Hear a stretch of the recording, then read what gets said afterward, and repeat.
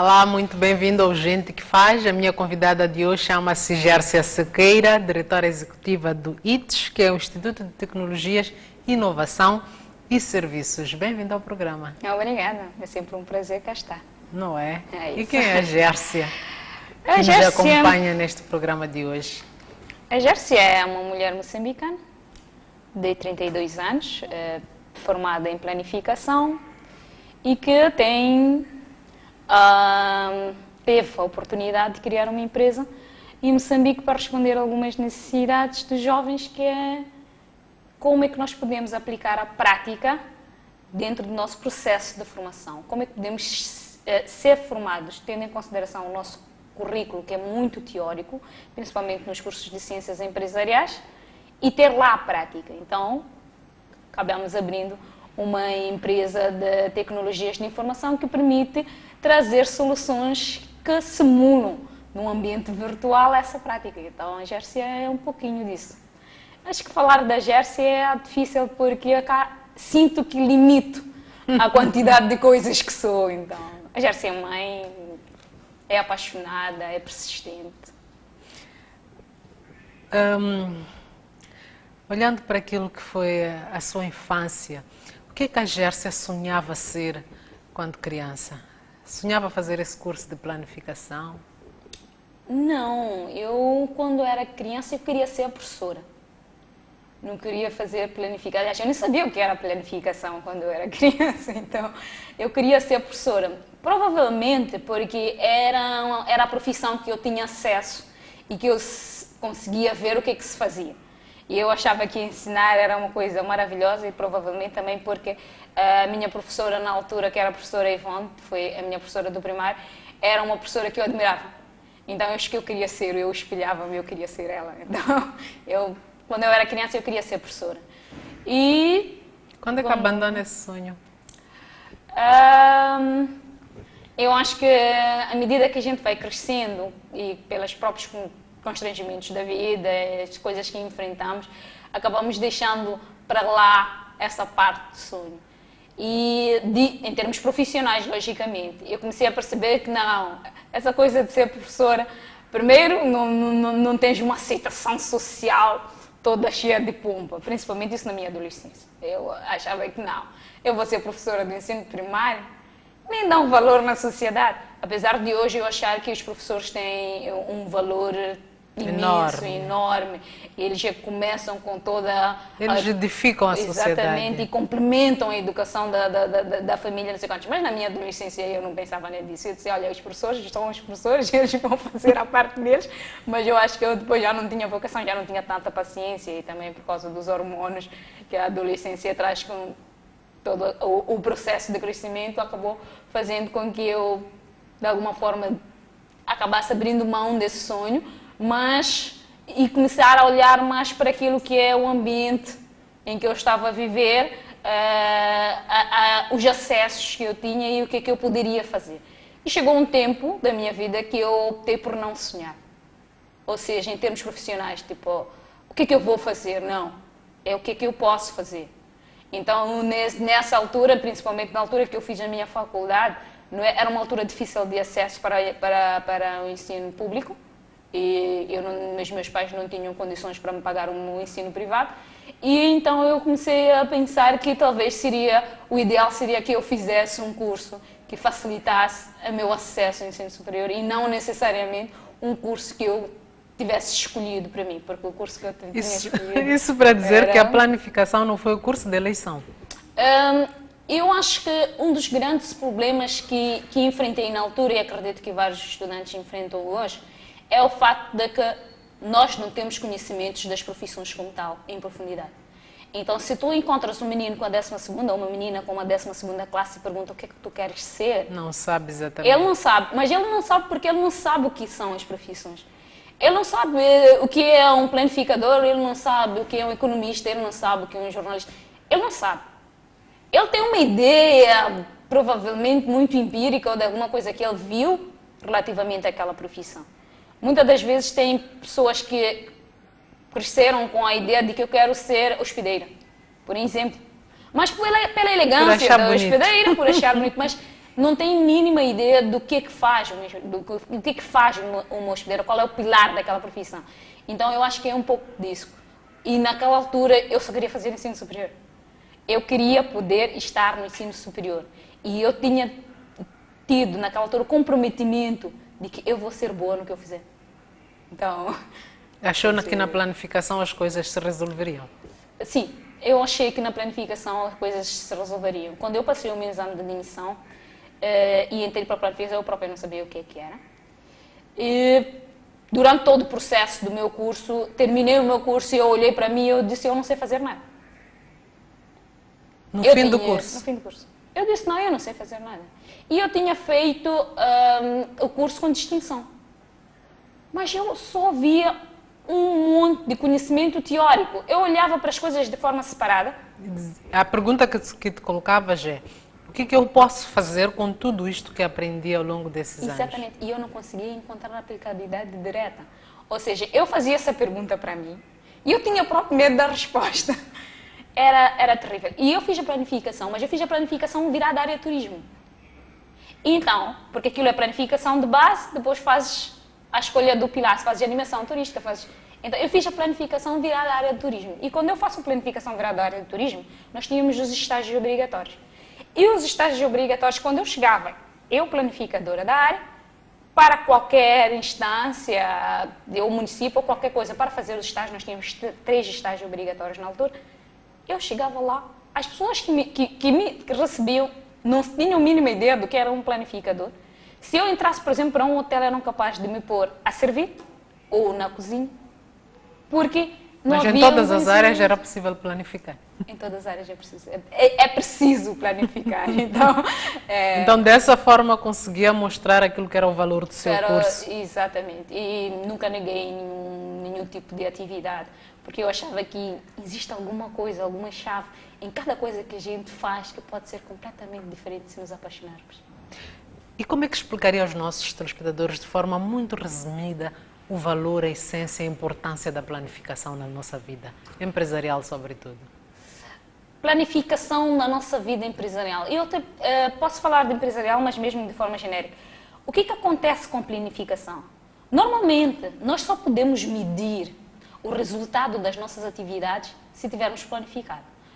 E se nós temos que medir, logicamente, o resultado, porque muitas das vezes podemos pensar que uma determinada atividade que estamos a fazer tem resultados positivos, mas se nós não tivermos a planificação, podem não ser positivas, porque a planificação é um plano, é um roteiro que permite que a pessoa perceba se está no caminho certo, se está-se a desviar, se está a despender demasiados recursos numa atividade que não deveria. Quer dizer, é um guia.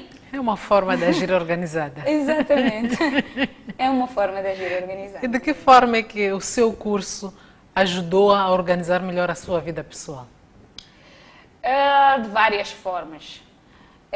Uma das coisas que eu achei muito interessante nesta entrevista foi ter começado com quem é a Gersi. E a planificação mudou um pouco daquilo que é a Gersi. Porque com o conhecimento que eu tive, que eu adquiri, e pelo fato de eu querer aprender, porque poderia ter feito o curso simplesmente, querer aprender, eu percebi que eu poderia usar a planificação em qualquer coisa. Eu poderia usar a planificação no meu ambiente profissional, que é planificar, e a partir da planificação eu posso diminuir mais facilmente o desperdício de recursos. Ou eu poderia usar a planificação na minha vida pessoal, é planificar-me quais são as metas que eu quero atingir e de que forma eu posso atingir para que as atividades que eu faça para atingir as metas sejam mais eficientes, né? Então, todo esse conhecimento que eu tive permitiu que, por exemplo, hoje eu não consigo sair de casa sem fazer um checklist de, ok, hoje é quê? Hoje é quarta-feira, hoje é quinta-feira, o que eu tenho para fazer? E eu faço um checklist. Então, isso é uma forma de planificação pessoal.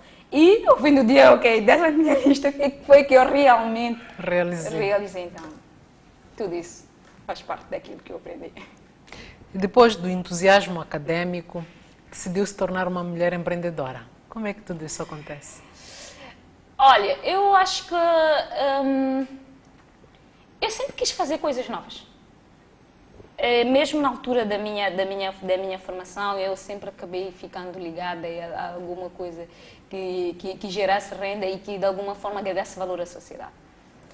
E para a situação de tornar essa atividade uma atividade formal, eu lembro-me que na altura eu fiz a minha licenciatura e no ano da minha graduação eu comecei a trabalhar no segundo ano de faculdade na área, e no ano da minha graduação eu me casei.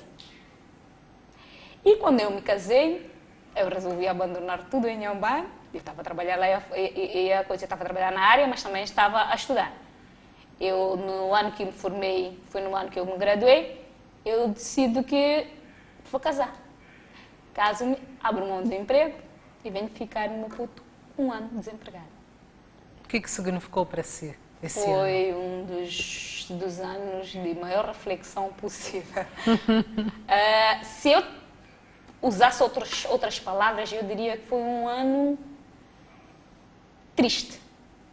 Triste porque eu sou uma mulher dinâmica, muito apaixonada por natureza. De repente eu me vi num ano em casa. Eu não tinha aquelas necessidades de ter que fazer grandes trabalhos, mas tipo trabalhos domésticos. Mas mesmo assim, acordar e ficar a olhar, não era possível. Eu tinha formação com distinção, comecei a pensar em meter emprego, e meter CVs para emprego. Fiz nas primeiras 2 semanas. Depois percebi que não. Estas não é queria isso. Para si.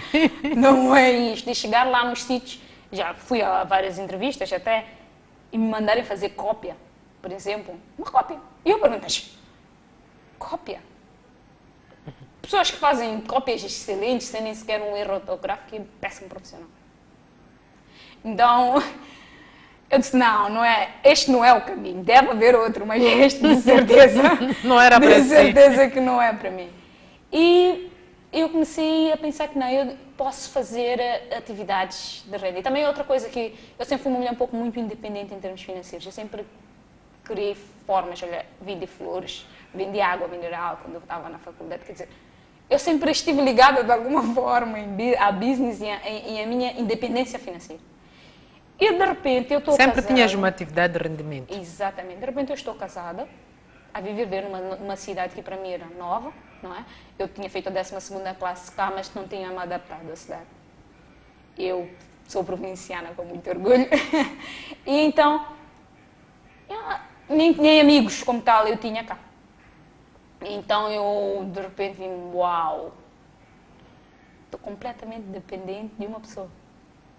Não que ele fosse uma pessoa má, o problema era eu. E nesse momento eu disse, não, eu vou começar a fazer um negócio. E comecei a fazer bolos. Olha, eu nunca tinha feito bolos para fora, nem para encomendas, não. Mas comecei com amigos. Aqueles amigos do casal, não é? Mais próximos. Mais próximos. E comecei a fazer bolos, biscoitos, para ir. Os famosos bolinhos de sura da sua terra, já os fez? Exatamente. E comecei a fazer bolos e comecei a ganhar alguma renda disso. Num desses eventos de amizade, e não sei quantos, nós fomos convidados para uma graduação, já não me lembro tão bem, e cheguei lá a conversar com um empresário, e ele acabou me falando sobre a empresa dele, não sei quantos. E todo esse tempo que eu estive, eu fazia bolos, não sei quantos, eu nunca deixei de ler. E o meu marido é académico e nós temos uma biblioteca em casa, quer dizer, ele gosta de livros, compramos livros constantemente e conhecemos a trocar livros. E eu nunca parei de ler. Então, no meio da conversa, num ambiente assim meio social, ele começa a falar de algumas coisas e eu pus-me a falar de alguns modelos. E ele disse, olha, Gércia, começa a trabalhar na segunda-feira. E eu dou uma engenharia, qual eu tenho demasiado apreço. E eu fui lá trabalhar numa empresa de consultoria. Quando eu cheguei lá segunda-feira, e eu fui ter com ele, ele disse-me, olha, vamos fazer um contrato nestes termos, estes termos, queres como é que é? Vamos fazer um contrato de 1 ano. E depois vamos ver se realmente a Gércia é útil para a empresa ou não. E eu disse para ele, olha, podes fazer um contrato de 1 ano, de 3 meses e eu não tenho problema nenhum. Mas eu vou ficar aqui 2 anos, porque eu preciso de aprender consultoria. No dia 11 de junho, de daqui a 2 anos, eu vou meter a minha carta de demissão. Ele começou a rir. Passaram-se 2 anos e eu meti a minha carta de demissão para abrir a minha empresa.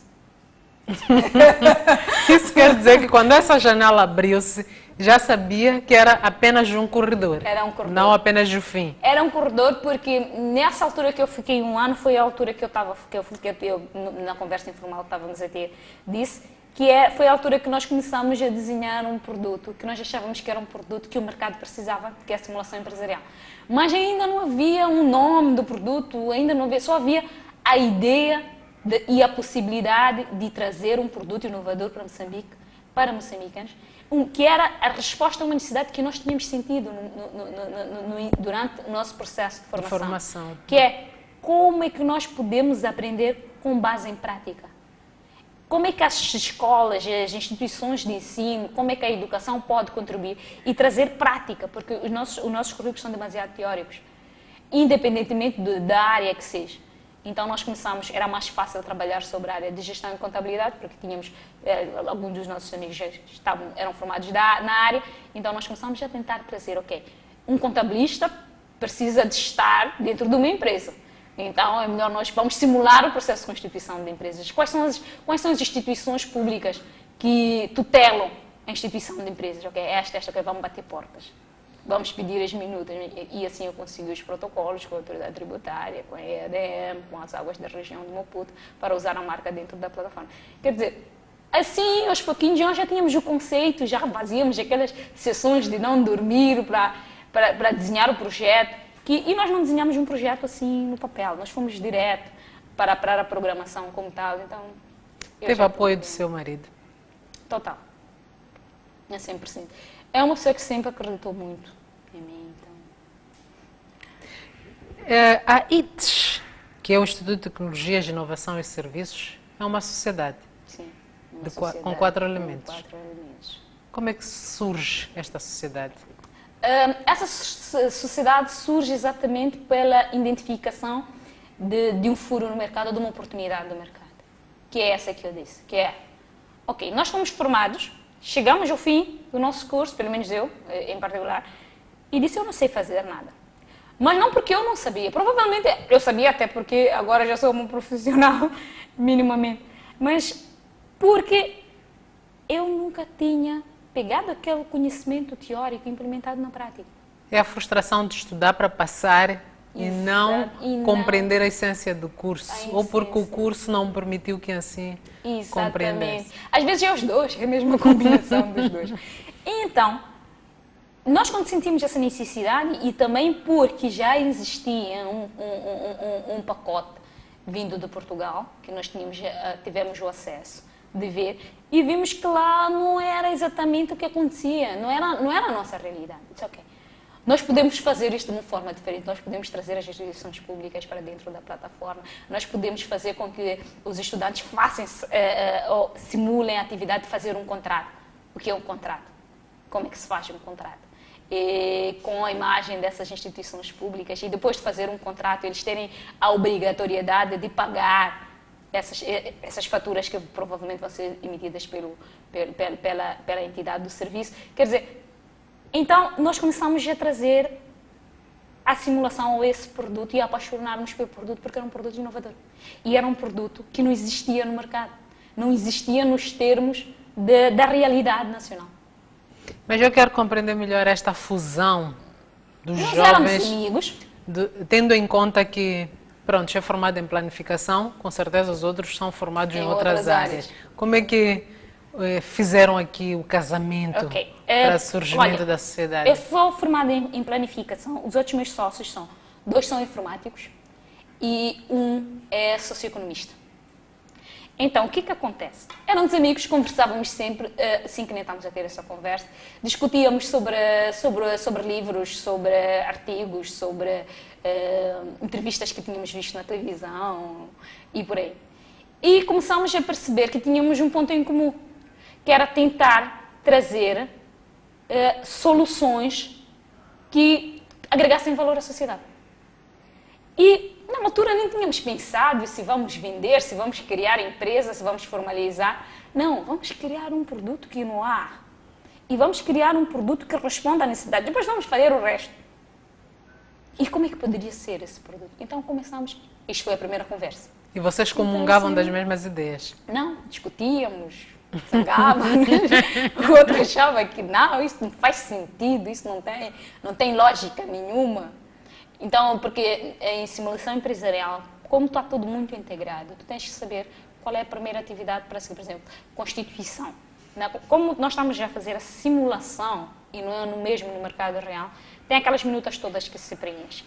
Preenches as minutas, sai o BR, não sei quando. Mas nós temos a situação dos contratos. Ou por outra, pela lei, tu tens que, na altura que nós lançamos, tu tinhas que ter um arrendamento, um contrato em que diz que o teu escritório está a funcionar no sítio X, para poderes ter o alvará. Então nós dizíamos assim, mas isso não faz muito sentido. Os empreendedores discutimos, acho que ficámos quase 2 meses para perceber qual é a sequência. Se faz primeiro o contrato. Como é que eu vou fazer um contrato? Eu vou fazer como entidade não formal, então não é a minha empresa que está a fazer o contrato. É o sócio que faz o contrato com a imobiliária? Ou é a empresa, pessoa jurídica que faz o contrato com a imobiliária? Então nós tivemos várias sessões com o outro que dizia que não, é o sócio, se o sócio é sócio, não há nenhum problema, depois altera-se o contrato. E fizeram consultorias na fase inicial para afinar a ideia? Sim, nós acabamos, de alguma forma, com base nos poucos conhecimentos que tínhamos, acesso a algumas pessoas, íamos lá tentar conversar, pedimos um encontro na altura com o balcão único para perceber como é que funciona, discutíamos, por exemplo, a situação da UFSA. Nós temos na simulação a situação da UFSA, os estudantes concorrem com concursos públicos e têm que ter lá a situação da UFSA, tipo o certificado da UFSA que diz que eles podem concorrer a concursos públicos. Quer dizer, então nós tivemos que ir atrás de como é que funciona em Moçambique todos esses processos. E cada vez que nós discutíamos, não sei quantos, nós ficávamos com a ideia certa de que este é o caminho. Vamos continuar porque isto é o caminho. E quando conseguíamos alguma coisa era uau! Isto é possível. É a única mulher na sociedade. Qual é a energia que transmite? Eu acho que a nossa sociedade precisava de uma mulher. Não só formada em planificação, por causa da organização, os rapazes são muito organizados, isso é uma realidade. mas olha, sou uma graça, hein? Há homens muito organizados. Mas também porque a situação do género é importante, porque a diferença que existe entre homens e mulheres é para além dos atributos físicos, não é? A própria capacidade da mulher em termos de força, né? E todo o resto. E quando nós estamos a fazer um produto que vai responder a homens, ou vai servir a homens e mulheres, é muito bom tu teres os 2 elementos para a testagem, para a tomada de decisão e para tudo o resto. É como se fosse... se houvesse mais uma outra forma de género, eu acho que seria bem-vinda, porque tens todos os ângulos, todas as perspectivas, né? Em todas as decisões, é bom. E como é a relação entre os sócios, sendo mulher? De muito respeito, eu acho que consegui. Acho que eu sou uma pessoa líder nata. Então, nunca tive, pelo menos, olha, a ITES funciona na área de tecnologia de informação. Tecnologias de informação em Moçambique, vais para qualquer faculdade, qualquer centro de formação de ITs, encontras 2, 3 mulheres. O resto são homens. O que significa que nós éramos 4, começamos 4. Hoje, nós somos 25 e desses 25 só tem lá 5 mulheres. Então, no fim, vamos ver que eu sou a diretora executiva dos rapazes, não é? Dos rapazes, porque a maior parte dos programadores, em termos de programadores, eu tenho 2 meninas. Então, as outras 3 é administração. Só para ver. Então, acho que eu nunca tive nenhum problema em lidar com os rapazes e também o fato de ser uma sociedade definida por ações e cotas em que chega um tempo que bate-se na mesa e bateu, não é? Tem que ser, às vezes é preciso tomar decisões e ir para frente. E qual foi a decisão mais difícil que já tomou? A ITS existe desde 2007, não é? Não, 2012. Há 3 anos. Qual foi a decisão mais difícil que já tomou? Decisões difíceis. Discussões com clientes, chegar a um tempo de dizer, ok, é o que é, tudo bem, eu retiro.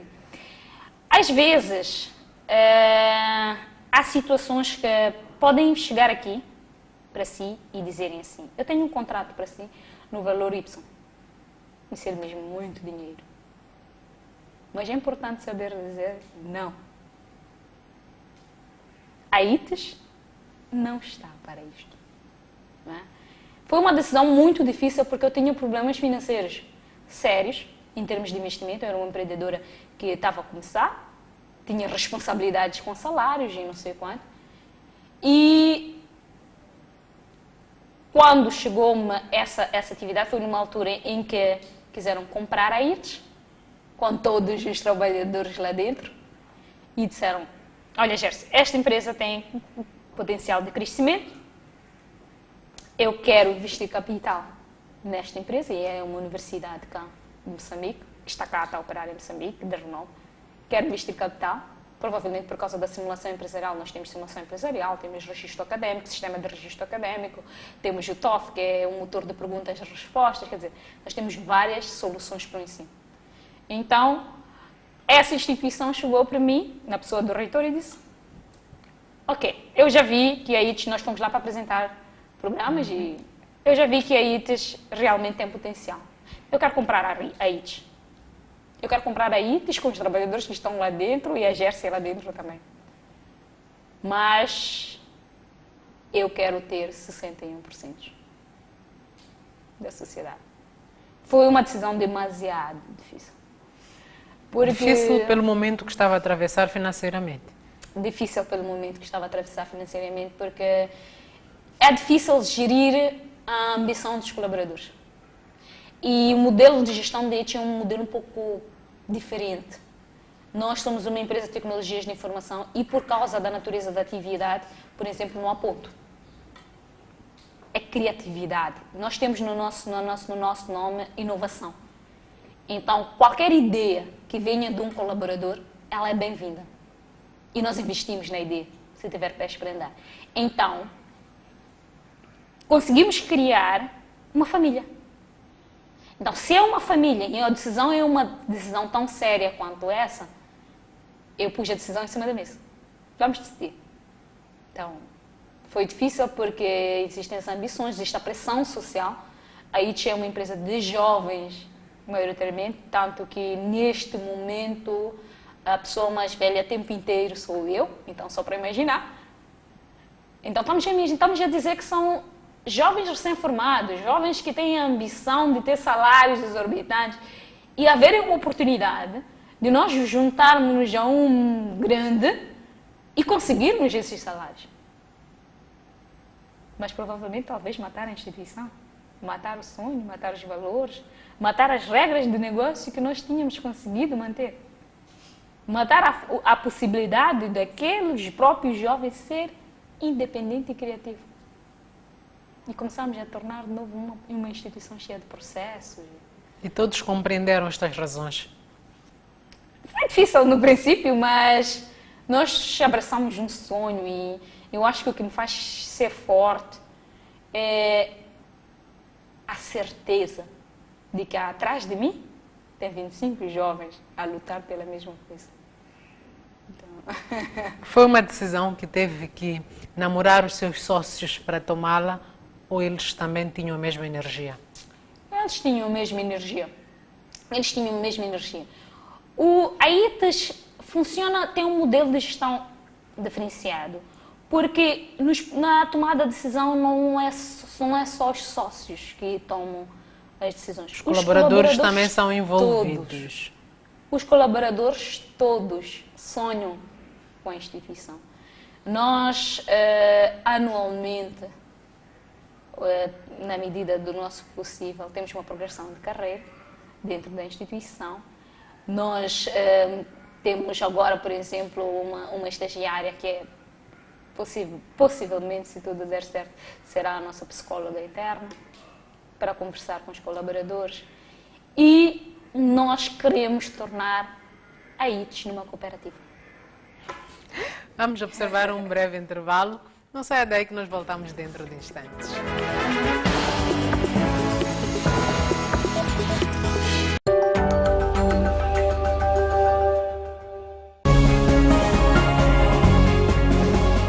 Todos nós sabemos que há um grande déficit de eletricidade em Moçambique. O que é que acha que o país deve priorizar em termos de produção de energia? Eu pondo-me no papel do consumidor, que isso é mais, essa imagem é mais clara, é evidente que eu gostaria de ter uma eletricidade mais barata.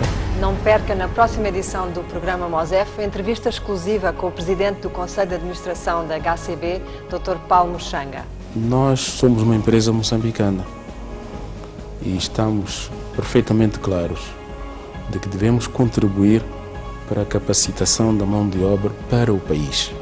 Aqui na STV.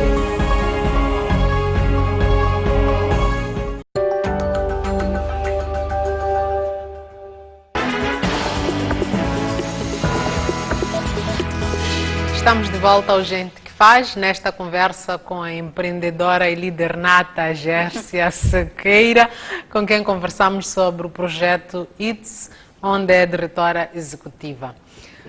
Recuando um pouco ao surgimento da empresa, onde é que adquiriram o capital inicial? Nós contribuímos, na altura contribuímos, mas não só. A minha irmã, a Cátia Sequeira, foi também uma das pessoas que na altura deu muita força. E ela disse, olha, se não tiveres, vem buscar. E eu lembro-me que a ITES teve uma situação. Nós fizemos o programa de simulação empresarial, batemos porta, fizemos o programa com um único computador, atenção. Um único Começar é mesmo assim. Então, nós todos tínhamos as ideias e não sei quantos, e lá íamos lá pôr, a programação era feita só num computador, quando um estivesse a usar, o outro não podia usar e por aí. E quando nós tivemos a solução minimamente pronta, isso durou alguns anos, tipo mais ou menos 3 anos, quase 4 anos, a solução, nós tínhamos batido as portas primeiro para saber como é que funciona o processo, então nós começamos a bater as portas para os potenciais clientes. E fomos apresentar em várias escolas e aquilo era terrível porque, primeiro, a própria escola não estava preparada para receber um produto como aquilo. Não percebia o que era o produto, tivemos até situações de perguntarem se a simulação empresarial, ou com base no SPI, é o nome do produto, Sistema de Práticas Empresariais e Empreendedorismo, vinha substituir o professor. Quer dizer, só para ter uma ideia. E isso por quê? Por causa da nossa situação cá em Moçambique naquela altura e provavelmente em alguns lugares cá em Moçambique até hoje. Porque eu, por exemplo, fiz a minha licenciatura e só tive acesso, a primeira vez que eu estive perto de um computador, eu estava a fazer o 3º ano de faculdade. Tipo, a primeira vez que eu comecei a mexer no computador. Eu estava a fazer 3º ano de faculdade. Se nós formos um pouco para lá fora, nos mesmos anos, as crianças, aliás, hoje, o meu filho de 6 anos mexe-me no telefone, baixa jogos, quer dizer, né? Então, são cenários que nós encontramos e quando nós fomos apresentar esse produto nas escolas, estamos a falar que fomos apresentar a pessoas de uma geração que é antes da minha. Então, eles próprios tinham alguma dificuldade de perceber toda aquela envolvente, perceber qual é a necessidade, a razão, quer dizer. E mais numa dessas, acabamos criando um potencial cliente, que foi o Instituto Superior Politécnico de Gaza, em Chocó, que gostava muito de tecnologias de informação e adorou o programa. E disse, não, venha apresentar isso. Isso tem potencial de ser. Venha apresentar isso. E na altura nós fomos apresentar lá, e eu lembro-me também, que estava cá um professor, que era amigo, lá de longa data, que era um português, todo branquinho, e nós temos uma apresentação. Olha, tu tens que ir. Tu tens que ir porque só a tua imagem, tu não falas nada. Só a tua imagem vende. Vai vender porque nós somos muito miúdos e ele era todo um senhor, né? Somos muito miúdos e quando vamos para lá muito miúdos, há aquela desconfiança, esses miúdos vêm aqui, depois não vão dar a continuidade do projeto e não sei quantos vamos ficar. As pessoas próprias que compram e que te apostam em ti têm algum medo. Então, olha, tu vais connosco. E ele foi conosco. E era um profissional da área de informática, né? Mas com alguma experiência e tal. E ele não conhecia o projeto, de nós apresentarmos o projeto. E ele chegou lá e ficou lá. E quando perguntaram o papel dele, ele disse, não, sou empregado por eles. Eu venho mesmo, faço parte da programação, mas empregado por eles. E pronto, foi bom, fizemos a apresentação. E eu lembro-me, tipo, nós já tínhamos começado a idealizar o nome formal e não sei quantos para a empresa, e já apresentávamos na altura como IT. Mas não tínhamos nada formal, nós não tínhamos formalizado a empresa. A empresa não existia em termos formais, mas existia já o produto. E foi quando de repente eu recebo uma chamada de lá, e nós deixávamos os nossos cartões com o número de telefone de celular, porque nós não tínhamos escritórios. A dizer, olha, nós queremos pagar o projeto, quais são as condições? E eu ligo direto para os outros, querem pagar, como vamos fazer? Correria. Aquilo foi uma loucura. Foi por isso que a Kátia, que é a minha irmã, apoiou-me nessa altura. Disse, olha, Gerson, eu dou-te agora e depois dás-me, né? Porque não tive o tempo de ter que ir recolher de tal, tanto de tal, tanto de tal. Não dava. Então nós criamos a empresa, já tínhamos o produto e nós, na altura que fizemos a apresentação, nós dissemos, olha, nós vamos instalar e vamos deixar para vocês testarem. E eles, um mês depois, eles estavam a testar e a usar, e disseram, olha, nós vamos comprar o produto. E foi assim. Então, a empresa, logicamente, tive que recorrer a isso pela situação, né, legal e os processos burocráticos que tem que ser, e tinha que abrir a conta bancária de capital inicial. Então, tive que recorrer, mas a empresa por si, no momento em que entrou, o dinheiro pagou o capital inicial, praticamente, porque eu só fui tirar aquele dinheiro e devolver à pessoa, e foi mesmo imediato. Eu acho que também foi um pouco de sorte principiante. Então, foi assim. Isso marcou o arranque. E qual foi a estratégia para conquistar o mercado daí em diante? Nós abraçamos um produto novo. Um produto novo que tínhamos um grande desafio. É fazer perceber às pessoas sobre o que é o produto. Ou que necessidades o produto responde. E quando estamos a falar de programação, por exemplo, eu tenho 2 informáticos lá, que faziam parte na altura, que são todos que estão lá até agora, eles falam técnico, não é? Eles não te vendem nada. Eles vão falar de linguagem de programação. Eu não quero saber de linguagem de programação como cliente. Então, nós tínhamos o desafio de tentar fazer uma comunicação do produto que permita que as pessoas percebam o produto, e o produto era demasiado complexo, porque tem contabilidade, tem recursos humanos, tem gestão de estoque, tem constituição da empresa, quer dizer, nós estamos a falar de... é muito integrado. E para fazer perceber todos esses processos e que funcionam de forma integrada, era terrível.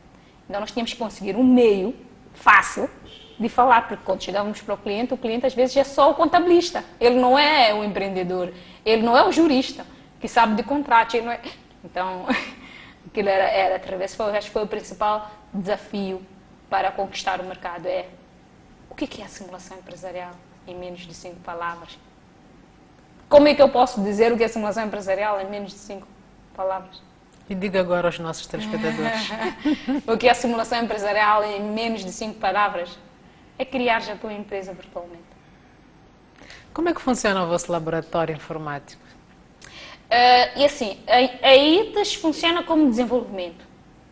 Nós temos programadores que estão lá a tempo inteiro, desenvolvem plataformas e põem no cliente.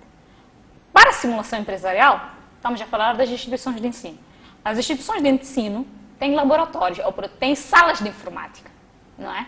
Então, essas salas de informática, nós vamos lá, instalamos a nossa plataforma e quando instalamos com os computadores em rede e um servidor alocado, permite que todos aqueles computadores, cada computador funciona como se fosse uma empresa. Então, o estudante, quando chega, entra para a simulação empresarial, paga lá as propinas da escola, ou sei lá, entra para a simulação empresarial, ele, dentro do laboratório da escola, ele simula a atividade empresarial, desde o processo de constituição até o relatório de prestação de contas. E que outros produtos criaram? Olha, assim, nós hoje temos vários, para além de estamos a servir a desenvolvimento de várias bases de dados, a várias organizações, tanto públicas como não. Nós temos produtos que nós chamamos de produtos hits. Os produtos hits são todos aqueles que têm uma vantagem competitiva muito forte e que têm a componente de inovação também muito forte. Ora, surgiu por ideia de um colaborador que foi dormir e não conseguiu dormir e começou a programar. Ora, mais ou menos nesses cenários. Então, esses produtos hits eu posso mencionar alguns. Um deles nós temos a primeira rede social online, que é o Pérola. É uma rede social que funciona igualzinho ao Facebook, só que é moçambicana. É criada por moçambicanos. É a nossa resposta ao meio internacional de que sim, Moçambique pode fazer. Nós podemos fazer. Então nós criamos uma rede que chama-se Pérola. Neste momento está com 900 users, que são 900 pessoas que estão lá dentro e postam fotografias, conectam-se, conversam, igualzinho ao Facebook. E como é que difundem o Pérola? Olha, nós ainda não fizemos uma campanha publicitária do Pérola. Como é que essas 900 pessoas entraram dentro? Porque nós também somos, para além de estarmos ligados ao ITS, somos docentes na maior parte, para as várias áreas. Não só os 4. Eu estou a falar, eu acho que a ITS é uma academia, é por isso que eu disse que a ITS o sonho é tornar-se uma cooperativa, como tal. Ou então uma sociedade anónima enorme. Então, dentro das escolas, dentro dos sítios em que nós temos acesso ao próprio associativismo juvenil, então nós começamos a publicitar o Pérola e o outro fala com o outro fala com o outro fala com o outro. Então, e dessa forma está a ser usado até hoje, até por pessoas de fora do país.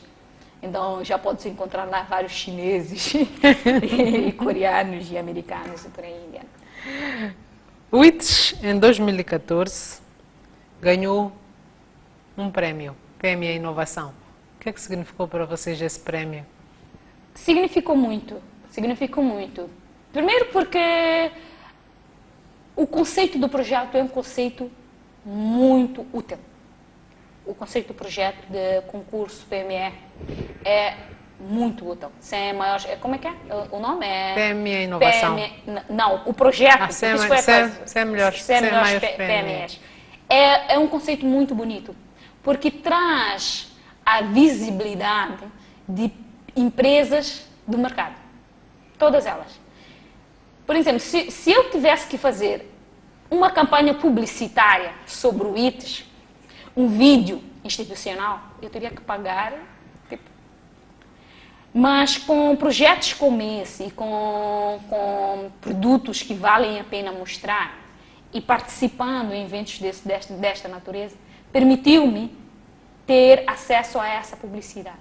Permitiu que as pessoas de todo Moçambique e todos os outros que estivessem ligados na altura à informação sobre as PMEs em Moçambique soubessem que a ITS está a fazer. A ITS está a tentar e está a criar soluções para o mercado. Qual é o vosso projeto de crescimento? Meta. Nós gostaríamos de termos... Neste momento o ITS é um escritório, né?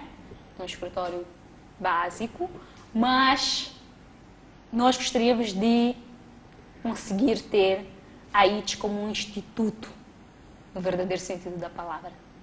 Um instituto, uma academia. De formação.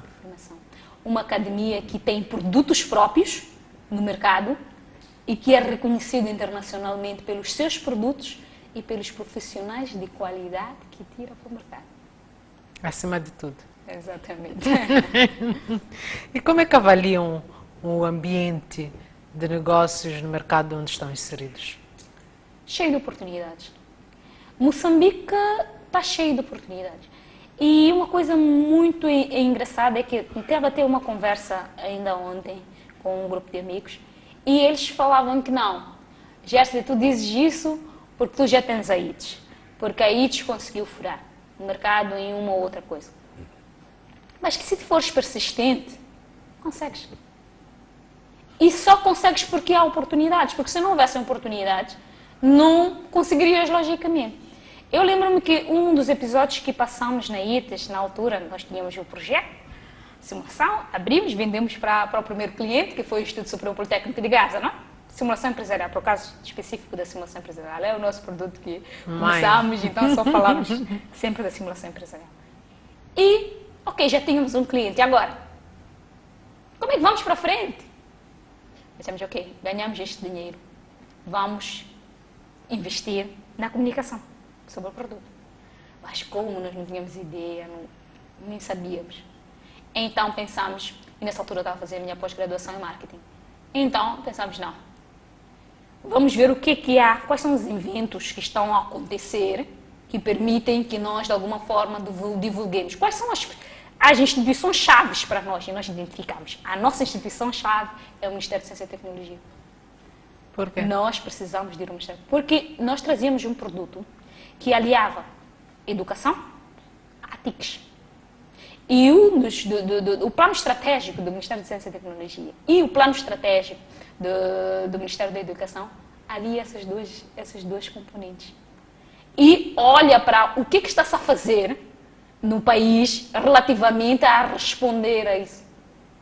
E então nós dissemos, não, vamos atrás do Ministério da Ciência e Tecnologia. Como ir atrás? Chegavas ali na recepção, dizia, queres falar com quem? E nessa altura eu nem sequer tinha tão de cor, o nome de ministros ou chefes de departamento, não sabia. Até porque como não me interessavam, não tinha uma ligação, um interesse direto. Então eu via na televisão, mas... Então começamos a querer nos informar, decorar as caras e fazer um trabalho de pesquisa mesmo forte.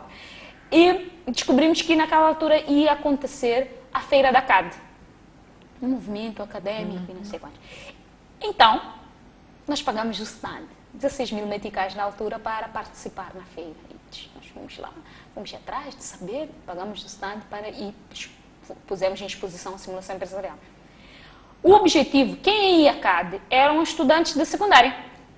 E o nosso nicho de mercado não era secundária. Estamos a falar de contabilidade. Estudantes da secundária não veem contabilidade como tal. O nosso nicho de mercado não eram aqueles estudantes. Mas nós tínhamos identificado que há pessoas que vão para aquele evento que precisavam ver a simulação empresarial. E a CAD foi visitada na altura pelo ministro, que era o ministro na altura, eu não conhecia-o, de lado nenhum e nem nada. E estavam lá algumas pessoas do governo, personalidade. E eu lembro-me tão bem que quando eles chegaram, tem protocolo, né? Que acompanha. E eu cheguei ali, furei a segurança, três seguranças chegaram para mim. Eu disse, excelência, se não passar pelo meu stand, irá perder uma grande oportunidade de uma solução nacional única. Qual foi a resposta? Ele olhou para mim e começou a rir. E disse, onde é o stand? E eu disse na altura que o stand é ali. Ele disse, bem, ele viu. Eu, nos 5 minutos seguintes, pensei, vou para o stand.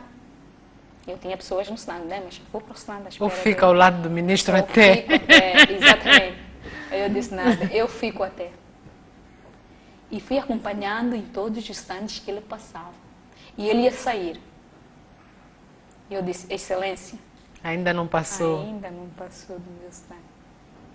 E ele foi ao stand. Ao stand que aí estava a apresentar a simulação empresarial. Aquilo foi 5 minutos. Que provavelmente eu acho que mesmo depois dele ter saído, provavelmente deve ter se esquecido do que eu apresentei. Mas eu consegui o que eu queria. É tirar uma fotografia com o ministro a ver o produto. E nesse momento eu comecei a pôr em todas as brochuras de simulação empresarial. Ministro de Ciência e Tecnologia vê solução de simulação empresarial. E isso rendeu-vos muito bem. Muito bem. Porque só o fato de eu ter uma fotografia com o ministro, Então, de alguma forma, na cabeça das pessoas que viam, estava credenciado. Não é uma miúda que só está a mentir. Mas até poderia ser, mas só isso me fazia com que eu chegava, marcava um determinado encontro, pedido de apresentação, punha lá a brochura, a capa da brochura era essa, eu conseguia que me marcasse um encontro. E depois lá, eu usava as minhas outras métodos, né? Técnicas que eu estava a aprender em marketing, fiz uma pós-graduação em marketing para vender o produto. Mas isso foi uma mais-valia. E quando ele estava a sair, eu ainda acompanhei-o, até com aquelas seguranças todas, eu pararem, afastar-me, e não sei quantos. E eu disse ao ministro, não sei se é possível eu fazer uma apresentação mais aprofundada no seu gabinete sobre o pacote. Em qualquer sítio que queira, ou no ministério, com mais profissionais, porque esta é uma solução para o país. E eu disse, tá bem, venha na segunda-feira. Na segunda-feira, às 8 horas, eu estava lá. Eu não vi, ninguém sabia. Tentei marcar o encontro, preencher aquele formulário que dá na recepção. Terça-feira fui lá, ninguém sabia. Quarta-feira fui lá, ninguém sabia. Comecei e descobri que dentro do ministério tinha uma colega que foi minha colega de escola. E eu perguntei, mas às terças-feiras, quando é que eu posso encontrar um ministro assim, tipo... Eu disse, não, às terças-feiras tem conselho de ministros, nem vale a pena. Ele nem há de vir, mas é tudo muito rápido. Vem nas quartas. Ele costuma chegar lá para as 9, assim, mas se não tiveres marcado, não vai te receber. Eu disse, não, eu não preciso que ele me receba. Então, na quarta-feira, às 7h45, eu estava na porta do ministério assim. Quando ele passou, eu disse, excelência. E ele olhou para mim. Olá, miúda, então! E disse, eu estou a tentar vir ao encontro do seu ministro já há algum tempo e como tinha prometido, não sei quanto, vamos agora. Eu não tinha projetor, eu não tinha o pacote, mas eu sabia que aquela era a chance de eu vender o produto. E calhou, porque foi numa altura em que eu estava a querer promover o Parque de Maluana, e eu quando falei sobre o projeto, não sei quanto, disse, não, mas isso é uma solução mesmo muito interessante. Tá bem, que horas são? Já eram 11 horas. 11 horas, ok. Onde é que está o seu escritório? Onde é que está? Disse que está numa garagem. E nós começamos numa garagem. Está numa garagem onde? Na Salvador Allende. Ok, está bem. Vai-se organizar às 15 vem com a mídia. Eu disse, Disse, sim, às 15 vem com a mídia. Se organize. E foi embora. Eu fiquei em parada. Quando eu ligo para os meus colegas a dizer o mínimo, disseram, tu não estás bem. Isso não é verdade. Mas realmente o ministro às 15 horas esteve lá e foi visitar a garagem da ITS e trouxe a todo Moçambique uma solução nossa, uma solução nacional criada por moçambicanos, mostrou que é possível trabalhar em tecnologia de informação. É uma mulher perseverante. Mas para além da perseverança, quais são os outros ingredientes do sucesso?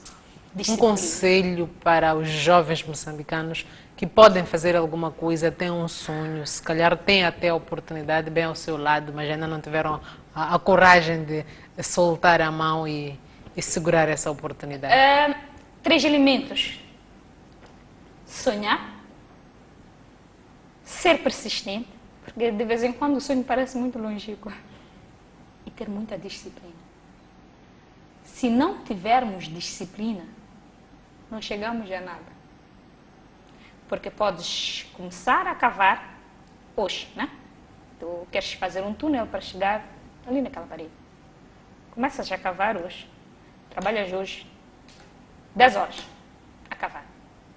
No dia seguinte, tu vais e cavas 30 minutos. No outro dia, tu vais e não cavas.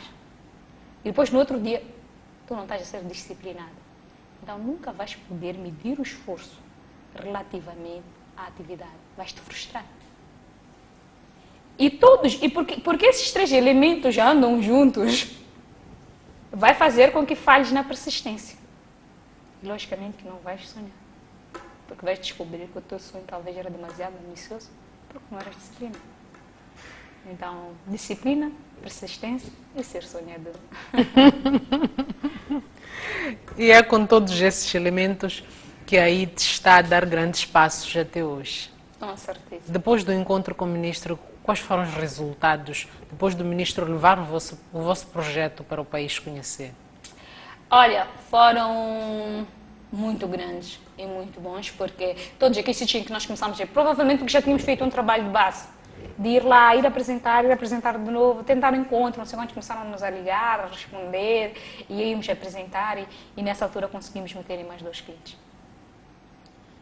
E a coisa começou a funcionar. E todo mundo, amigos, a gente vai dizer, mas não, tu conheces o ministro? Eu não conhecia o ministro. Eu comecei a conhecer o ministro a partir daquele dia. É uma coisa espetacular. Uma dose de loucura também é necessária. Ousadia. Ousadia. Conhecia ele a partir daquele dia e eu acho que se nós formos persistentes e acima de tudo acreditarmos no que nós estamos a trazer, então ninguém para. Ninguém para mesmo. É para frente, sempre. Em algum momento tiveram a necessidade de buscar financiamento da banca? Não. Aí tinha uma empresa sem nenhum financiamento, nem empréstimo, nem nada. Por enquanto. Mas estamos agora a estudar a possibilidade de adquirir um empréstimo para a construção de escritórios próprios. Então, mais um passo. Em termos de cobertura nacional, onde é que vocês estão? O escritório está no Maputo. As atividades conseguem estar nós em quantos temos pontos do país? Em Tete, tem a simulação empresarial que está a correr em Tete, está a correr em Manica, está a correr em Chibuto, está a correr no Chocwe, e aqui no Maputo está a correr no ICIM, é o Instituto Superior de Comunicação e Imagem, eles têm cursos também de Ciências Empresariais, está a correr na USTM, para os cursos de Contabilidade e Gestão, se não estou em erro. Está a correr na Universidade Politécnica, que é o antigo ISPO. Também eles têm, e está a correr na ISOTC. Então, eu acho que só com produto de simulação empresarial. Depois temos o registro acadêmico, está no Costa. E como é que vocês formam os quadros? Normalmente, para fazer parte do ITES, não tem assim tantos requisitos. No princípio, nós tínhamos os próprios colaboradores, porque nós éramos demasiado criativos, nós tínhamos concebido um jogo, um puzzle. Então, quando o estagiário chegava, a primeira coisa que ele fazia, no primeiro dia, ninguém formulava o que é ITES, qual é o sonho, qual é o valor, não sei quantos. Nós dávamos o puzzle dentro de um computador e dizíamos, ok, em quanto tempo tu consegues resolver esse puzzle? É um processo de gestão. Mas é um puzzle criado por um colaborador, nos seus momentos vagos. Então, para estar no ITES, tu tens que estar apaixonado pelo que tu gostas. E eu costumo muito dizer a eles, e isso é uma coisa que nós repetimos como um lema, é que no ITES a pessoa faz o que gosta. Eu posso ser programador e eu não gostar de ser programador, eu paro de ser programador, eu começo a ser recepcionista. Com o mesmo salário até. Mas fazes aquilo que gostas, porque aquilo que gostas, tu vais agregar valor. Vais fazer bem. E vais fazer bem. Então, para fazer parte do ITES, tu tens que te apaixonar pela causa. Tu tens que querer fazer. Às vezes podes não responder àquele puzzle, podes não conseguir, mas podes ser persistente o suficiente para não sair dali até conseguir. Então, isso já é uma vantagem, porque mostra que não quer vir só, chegar aqui às 8, sair às 17 para fazer horas. Esse quer trabalhar. Eu tenho situações de programadores e pessoal que chegam na ITES, entra 40 minutos, olha para o cenário, passa pelo meu gabinete, bate a porta, eles chamam um boss. Dizem, boss, tudo bem? Tudo. Não estou a conseguir trabalhar aqui. Fui. É assim mesmo. Mas aquele colaborador vai me trazer resultados. E não vai faltar em metas, nunca. O que é mais importante? O que é mais importante. Então, ITES é um sonho. Eu acredito que é um sonho para mostrar que podemos fazer e de forma diferente.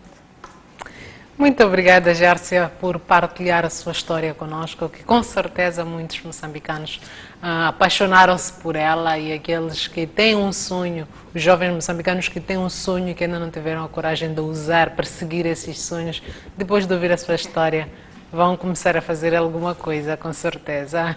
Ok, eu é que agradeço por estar aqui, por poder partilhar, por poder falar da ITS, que de alguma forma é o meu bebê. Nós ficamos por aqui, fico com a restante programação da STV.